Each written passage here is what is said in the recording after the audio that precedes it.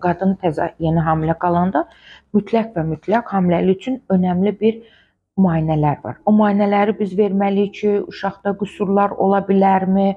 Uşağın inkişafı, hamiləlik həftəsinə uyğun inkişaf gedirmi? Bunlara uyğun bu analizləri o səbəbdən vermişik. Yeni hamilə qalan ana, qadın nə etməlidir? Bir neçə pəhriz olmalıdır. Mütləq və mütləq ağır şeylər qaldırmaq olmaz, bir mənalı. Qidalanmaya fikir vermək lazımdır. Dediyim kimi qazlı sulardan qəti istifadə eləmək olmaz. Kola, KFC-dir, McDonald's bu qidalardan qətiyyən istifadə eləmək bir mənalı olmaz. Aydındırmı? Qəbizliyimiz varsa nə edəcəyik? Qara gavalı, dediyim kimi, səhərlər durur, ac qarnına 7-8 ədəd yeyəndə bəs eləyir.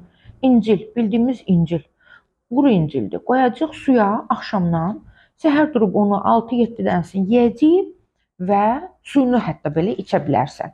Aydın oldu və hər gün yuxudan duranda ac qarnına bir dolu stəkan ilıq su qəbul eləyəcək ki, biz bu qəbizliyi özümüzdən dəf eləyək.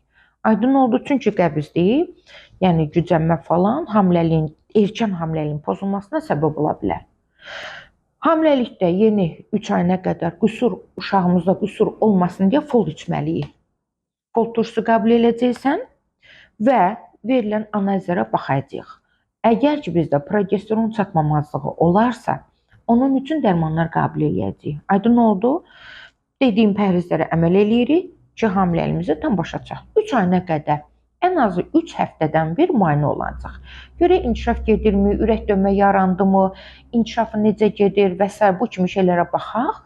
Ondan sonra artıq müayinəmizi getdikcə sayını azaldacaq. Aydın oldu?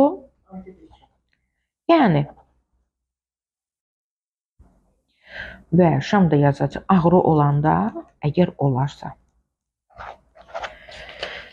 Dediyimiz əməllərə, dediyimiz tapşırıqlara əməl etdikcə bizim problemlərimiz inşallah azalacaq, yəni olmayacaq. Yaxşımı? Xeyirli, sağ, salamat başa çatdıraq. 2 həftədən sonra gözləyirəm sizə təkrar burada. Yaxşımı? HCC Clinical Hospital. Sağlamlığınızı bizə etibar edin.